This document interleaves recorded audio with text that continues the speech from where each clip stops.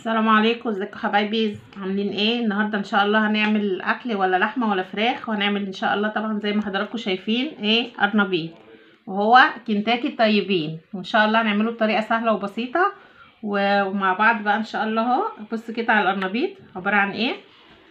فما عملتش بقيه القرنبيط، قلت لازم اوريها لكم كل قطعه او كل ورده فيها بتفصليها عن ايه. هي بتبقى فاصله نفسها بنفسها زي كده بالسكينه، وتقومي جايه عامله ايه، تقومي مقشره العود بتاعها، ده بيبقى فيه بواقي قشر زي كده. في طبعا فيديوهات ما بتعملش الفكره دي، فهي من الافضل انك تعمليها عشان تبقى سهله في اكلها. بصوا يا حبايبي اهي بالمنظر ده، واعملي الزهره كبيره كده اما تسلقيها، وبعد كده لو حسيتي ان هي كبيره عليكي تقومي قطعها بعد السليق عشان ما يتهريش منك وانتي بتسلقيه. ونفس الحكايه وهكذا هنعمل برضو واحده تانية اهي، كل زهره مفصوله لوحدها. تقومي جايه كده من العود بتاعها، وتقومي ايه مقطعه القشر بتاعها اهو، القشره دي عشان ما تضايقكيش لما تيجي تاكلي. ولو فصل منك فص زي كده عادي برضو مش هيترمي اهو اهو، ما تقلقيش برضو. وهعمل بقيه الكميه واوريها لكم ان شاء الله. اهو يا حبايبي عملت القرنبيطه كلها وقطعتها وهنسلقها. حطينا حله على البوتاجاز فيها ميه، وهنحط في الميه ملح، وهنحط في الميه برضو معلقه سكر، وهنحط في الميه بص يعني لبن بسيط جدا اللي انت عايزاه، الكميه اللي انت عايزاها، بس هو كده حلو قوي. وهنحط كمون بس، هو كده. طبعا الميه تغلي هنقوم ساقطين القرنبيط ونسلقه السليق اللي هو العادي، انك ما تهرهوش، وهوريكي شكله بعد ما اسلقه ان شاء الله. بس فتحت وبتضحك اهو يا حبايبي. الميه غليت على النار اهي، وهنحط الوردات بتاعه القرنبيط او الزهرات او قطع القرنبيط تتسلق اهي زي كده. طبعا معلقه اللبن اللي احنا حطيناها دي او ربع كوبايه اللبن هتدي طعم جميل للقرنبيط، والسكر برضو هيديلها طعم، والكمون جميل برضو ليه فايدته، عشان طبعا احنا عارفين ان القرنبيط بيبقى مليان بالغازات وكده، فطبعا معلقه الكمون دي حلوه. وهوريهولكوا اول ما هيتسلق ان شاء الله. تعالوا نعمل مع بعض الخلطه، يلا بينا. اهو يا حبايبي هنعمل الخلطه مع بعض. عباره عن كوبايه ونص دقيق و3 معالق نشا، ونخلتهم. لازم تنخليهم عشان لما بتنخليها بتبقى نتيجتها اضمن واحسن. وعباره عن ايه طبعا هنحط باللي احنا حطيناها في ميه السليق على دول نص كوبايه لبن. بسم الله الرحمن الرحيم. ماشي، نص كوبايه اللبن، وهنكمل بعد كده العجن بالميه عادي خالص اهو زي كده. بسم الله الرحمن الرحيم. بيبقى طعم وجميل وروعه، بتاكليه كده وانت حاسه ان هو مش يعني اكنه مش اكله بسيطه ولا اكله عاديه.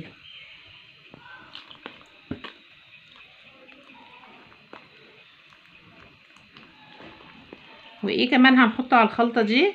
طب التوابل دي اللي حضراتكم شايفينها، وهي عباره عن مكعب ماجي،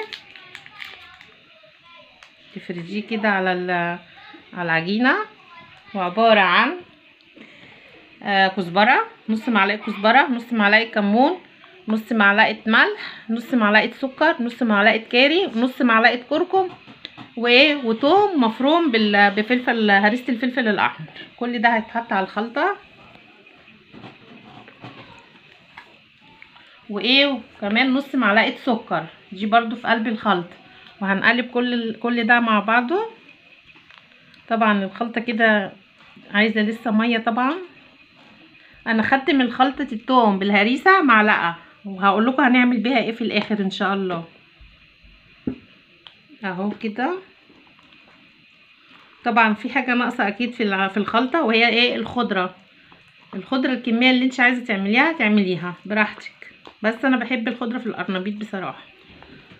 عايزه تحطي كزبره ماشي، عايزه تحطي بقدونس بس ماشي، فاللي يعجبك في الخضره دي انت حرة نفسك فيها.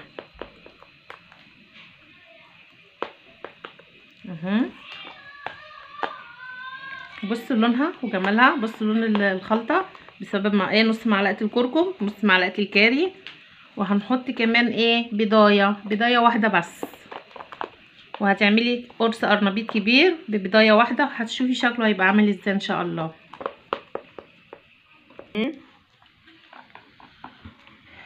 وهنحط حبايبي كمان بيضايه، طبعا دي يعني مش حاجه برضو، بس هتدي برضو طعم ليه، هي واحده بس.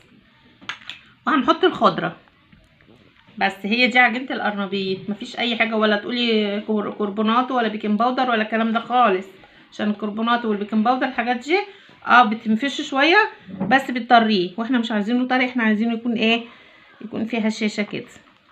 وبس خلاص، هنروح بقى نطلع اللي هو السلق اللي احنا بنسلقه، وهنقلي مع بعض ان شاء الله القرنبيط. اهي يا حبايبي الخلطه زي ما انتم شايفينها، وحاطين الطاسه على البوتاجاز فيها الزيت. طبعا وردات القرنبيط كبيره، فاحنا هنعمل نيجي من عند العود بتاعها كده ونقوم قاسمينها 2 عشان ما تبقاش كبيره في الاكل وكده وشكلها مش كويس. وهنحط على الزيت عصير الدقيق زي كده. عصير الدقيق دي بقى ليه؟ عشان ما يشربش زيت خالص معاكي، وفي نفس الوقت هيقرمش لك القرنبيط. اهو وردات القرنبيط اهي، اول ما الزيت يسخن هنقوم حاطين وردات القرنبيط فيه. كل واحده بقى كده تقطعيها زي ما انت شايفاني 2 عشان ما تبقاش ضخمه في الطاسه اهي. وهقليه وهوريكم شكله ان شاء الله. اهو يا حبايبي ده شكله بعد ما خرجناه من الطاسه. بصوا القرمشه سامعينها، واللي يشوفه يقول ان هو معمول بكميه بيض كتيره، وهي كل الحكايه بيضايه واحده، ولو ما حطيتهاش برضه هيبقى نفس النتيجه. سامعينها؟ وهخلص بقيه الكميه وهوريها لكم ان شاء الله. اهو يا حبايبي ده شكل القرنبيط بعد ما اتعمل. بصوا الجمال، بصوا ازاي ناشف ازاي ومقرمش. بصوا سامعين القرمشه؟ طبعا انا قليت اللي شغلتها كلها، طبعا قليت على قد الكميه اللي انا محتاجاها، وعملت جنبه قوطه بالخلطه، وهي بالثوم والفلفل والخل والليمون. طبعا وهتاكلي احلى قرنبيط بالقوطه المدقه دي. وده شكلها النهائي. اذا كان عجبكم الفيديو طبعا ما تنسوش لايك والاشتراك، والسلام عليكم ورحمه الله وبركاته.